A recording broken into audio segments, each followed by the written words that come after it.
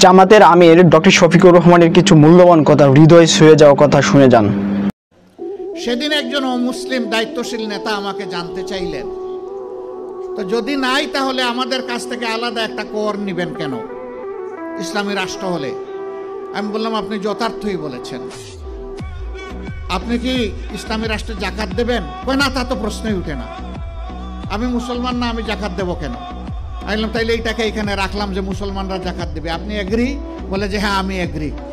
আমি বললাম, রাষ্ট্রের উন্নয়ন এবং অধিকার সবার জন্য যদি সমান হয়, তো একজন জাকাত দিল অর্থাৎ একটা ট্যাক্স দিল, ইসলামী ট্যাক্স, আপনি কিছুই দিলেন না, তো অধিকার সমান পাবেন কিভাবে?